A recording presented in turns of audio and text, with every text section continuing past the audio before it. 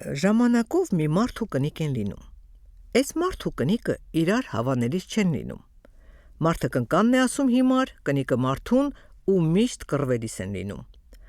Մի օր էլ մարդը մի քանի փութ եղ ու բրինձ է առնում, տալիս մշակի շալակը տանում տուն։ Կնիկը բարկանում է. Այ որ ասում եմ հիմար ես չես հավատում։ Այսքան եղն ու բրինձը միանգամից ինչի համար ես առել բերել, հորդ քելեխն ես տալիս, թե տղիդ հարսանիքն ես անում։ Ինչ քելեխ, ինչ հարսանիք, այ կնիկ, ինչ ես խոսում, տար պահի բարեկենդանի համար է։ Կնիկը հանգստանում է, տանում է պահում։ Անց է կենում մի առժամանակ, այս կնիկը սպասում, բարեկենդանը գալիս չի։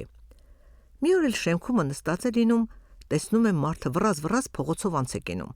Ձեռը դնում է ճակատին ու ձեն տալի. Ախպեր, հələ մի կանգնի։ Տղեն կանգնում է. Ախպեր, բարեկենդանը դու հո չես։ Անցորականը նկատում է, որ այս կնկածալը պակաս է։ Ասում է. հա, ես եմ, տեսնեմ ինչ է դուրս գալի։ Հա, ես եմ, բարեկենդանը, քույրիկ ջան, ինչ ես ասում։ Էն եմ ասում, որ մենք քո ծառան հոճենք, քո եղն ու բրինձը պահենք։ Ինչ որ պահեցիք հերիք է, չես ամաչում, ինչի՞ չես գալիս քո ապրանքը տանես։